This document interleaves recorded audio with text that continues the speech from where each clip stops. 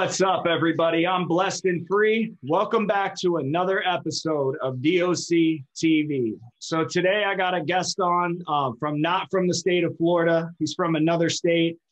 We met in a group on Facebook for convicts, and I was interested. I see some positive shit he posts, so I wanted to bring him on the channel so he can give you guys his experience growing up, what it was like for him in prison, and what he's doing in his life now to make sure he doesn't go back to that shit.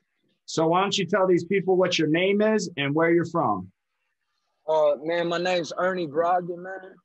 I'm from Texas. I was born and raised in Denton, Texas, to a beautifully messed up mother and a father that had an identity crisis that just is out of this world.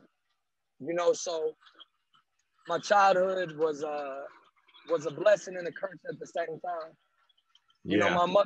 My mother hated me because I looked like my father. My father hated me because I was the boy in the group, so my childhood was a blessing because I was created. But from the get-go, God created us and myself to go through the struggle. It's just a blessing, man, to finally be able to look back on all of that from my childhood and say I rose up. Facts. Even though I went to prison, I still rose up. Right. Because, man, I went to prison at the age of 14 till I was 17 because my mother had me selling pills at school. Well, she gave me an extra 5 or something that day. And I told her, I said, damn, why you giving me these extra 5 pills? And long story short, man, she reported me and had me locked up. Well, they locked me up for 3 years for distribution of a controlled substance in a no drug free zone. Damn. So in Florida, they have what's called JIT camp, and that's where minors go under 24 years of age and under. Is it the same thing? What state were you sentenced to that in? Texas. So basically it's called the Texas Youth Commission. Okay. So I was in Grayson County boot camp. I was in post adjudication. They had me in JJAP. It's all boot camp related, military minded, like base camps or whatever, Right. But we rocking, we thugging like we in adult prison, and I don't glorify the thugging, but you just living. It becomes the norm to see somebody getting their ass whooped. Yeah. It's like yeah. Nobody's getting. I want everybody in the world to understand that nobody in prison gets hurt for no reason. There's always a justification. There's always a reason, a cause and effect, so I just want these kids to understand, if they choose this route, which I understand how it is to feel lost, how it feels to be broken and just your life torn to pieces at a young age. Yeah. And I just, man, if one thing I could say to all these kids out here is, hey, you're not alone, man.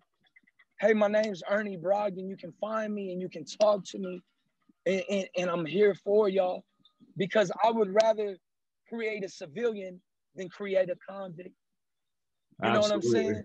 Yeah. So when you went into the juvenile boot camp thing, the prison that you did for the 3 years, like, what was that like when you got there? Is there gangs, like gang pressure in there?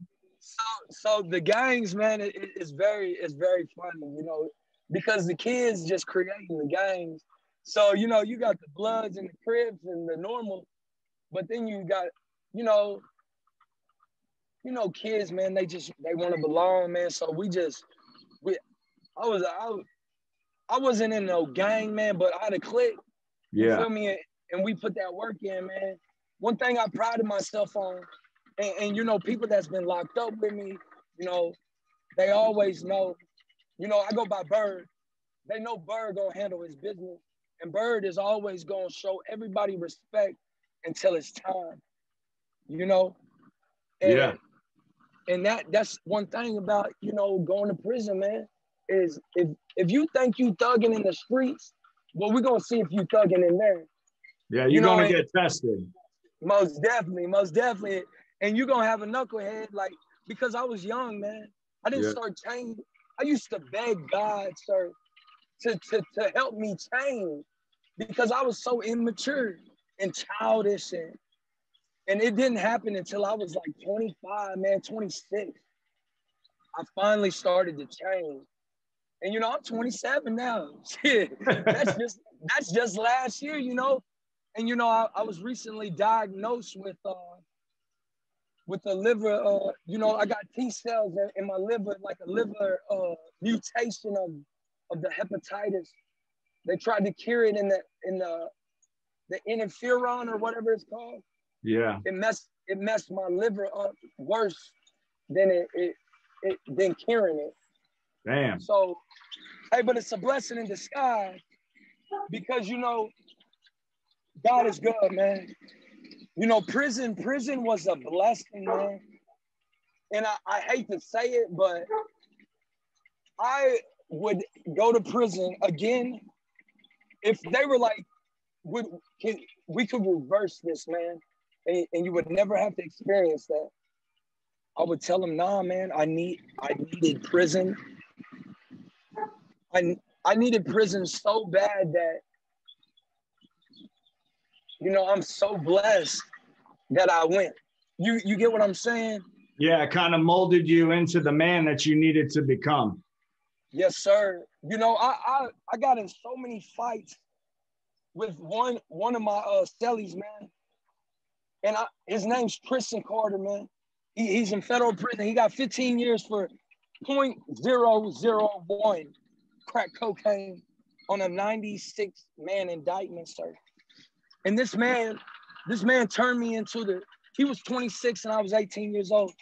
This kid whooped my ass every day, sir. and he whooped my ass because I would never speak on what was bothering me. And eventually I got tired of getting my ass whooped. And I started winning. And I started speaking my mind. And I started speaking the truth. Yeah. And I told him that day I got sentenced, I said, you saved my life without you even knowing it. You kicked my ass and you made sure that I knew I was the man I was supposed to be, you know? And I just want these kids and these people that are either on their way or going, man, like, sir, when I say I have survived the tribulations you can look at my struggle, my testimony, and you can say, like, I'm a mini Job, man. You know, I got out of prison, sir.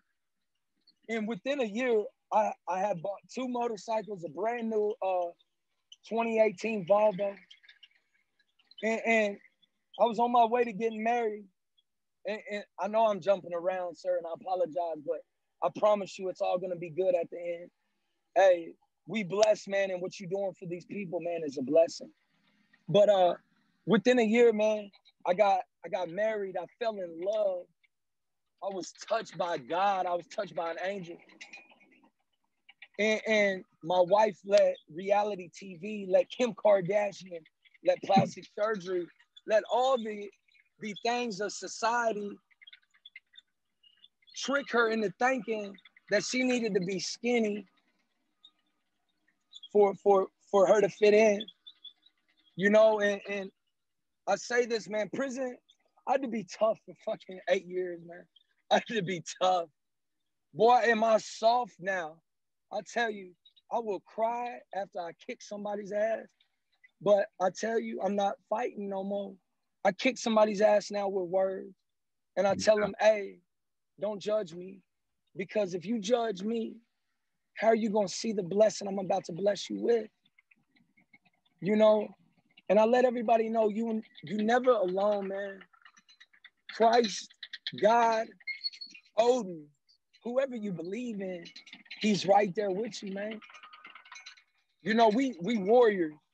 We're not average people. We're never gonna fit in. Hey, we outcasts, man, and we're God's beautiful fucking messes. Hey, Yeah. but So you what do heard you that. think it was when you were doing your time that made you get to the point where you're at right now? Like, because I'm sure you just didn't go in 2 months No, in, you're like, oh man, I'm going to change my whole life around.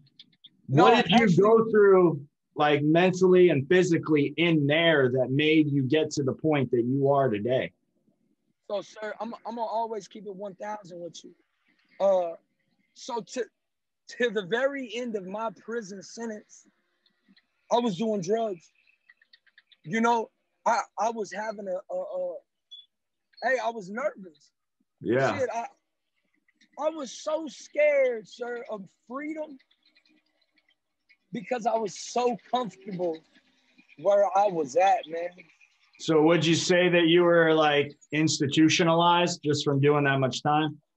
Most definitely, most definitely, I was institutionalized, and you know, all of my homeboys. You know, I'm a white boy to the core. You know, and I'm not no racist or nothing.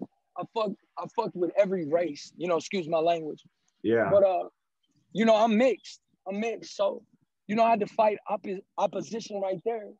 Yeah. You know, they immediately assume, you know, oh, we got some infiltration or something, bro, because I'm mixed. You know, so I had to stand up for that. I had to fight, bro.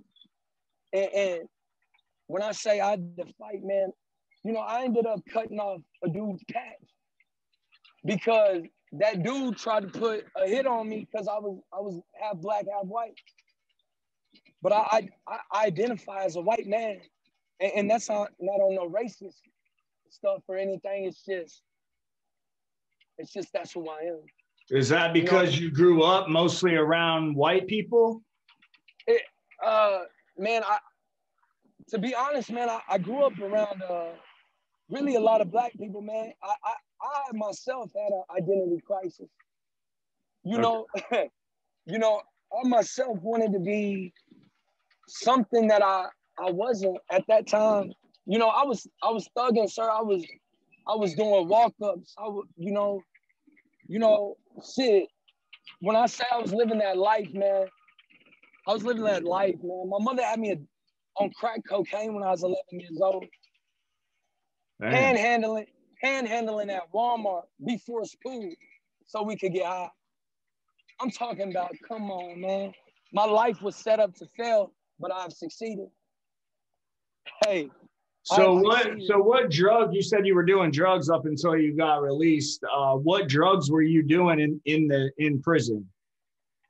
Man, you know, I don't want to divulge too much information, but you know, I say you know, the normal drugs, you know, The it's just reason like, why I asked that, no, I know. is because It's in not for, Florida, the drug that's killing all the inmates is called K2 Spice yeah, 2.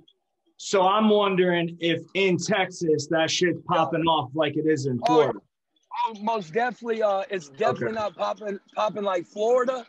Yeah. Hey, Florida get down, but nah, you know, I just really, bro, I had got hooked on the sub, The you subs. know, and yeah, and you know, it was a demon that I was battling, but you know, I don't battle that demon no more, so you know, it's a blessing, but I definitely, I gave myself I gave myself cancer, sir. You know, basically, because From the I took Suboxone? yes, sir. Yes, Damn. because you know, when you have the mindset of I got so used to prison that my mindset became this. This is me. Hey, baby, this is me. And Yeah. I didn't change that mindset until, man, maybe like 6 months to the door. Okay. So what You know, made you do that though? man, there's you know, I kicked it with a lot of Southsiders, you know, Southside 13. Right, I sir. kicked, 13. yeah, you know, the Puro Threat say, man, I kicked it with them because you know, their loyalty Unity. within. Yes. Unity. I already know. I already know. Yes, it's beautiful, dog. You know, and I say that because, man, them dudes, I got transferred to another prison because my cellie, we had got caught with a cell phone. And man, the minute I hit that other prison, them Southsiders pulled up on, mind you, I'm a white boy, Texas independent. Right. Them Southsiders pulled up on me and gave me a $300 bag of commissary and told, hey, straight up, said, Pajaro, hey, you good here, baby? We got you. And that's like, you know, that's another thing, man. I always keep your name clean. You know, look, man, I was that dude, bro. I was that dude. And that's why, and I don't say that with cockiness. I don't say that with nothing. I say that just with facts. It's just truth. You know, I couldn't walk down the hall at Leavenworth, man, without people like, hey, Bird. But the minute they had the chance, they all turned on me. The same dudes that I looked down for, hey fam, I need a piece, man. I need dope fiends, bro. Dope fiends. Yeah. And you know, when you got that sack, bro, just like in the world, my bad, is it loud? No, you're good. I'm just getting a drink. Oh, all right. Well, when you got that sack, man, just like in the world, you got the females, you got the, you know, in prison, you got the loyalty, you got the respect, but it's all fake. Just like social media in the world, it's all fake. Yeah. You know, and I just prison, you know, to me, man, prison's kind of like social media, man. You can be whatever you want to be in prison, and then you can get out and be whatever you want to be on social media. You know, only you know who you truly are. Yeah. So I definitely feel you on that, man. So you went to, after the juvenile program is when you went to adult prison or feds? Okay. So I immediately upgraded, you know, you got to upgrade a little bit. So I went straight to the Fed. Right. But, I don't say that like, you know, I'm just playing a little bit, but honestly, sir, I was out for 6 months, man. From the 14 to 17, I got out for 6 months. And my little brother stole my car. And I had told him, don't go do this. Don't go hit this lick, bro. Well, he goes and hits the lick.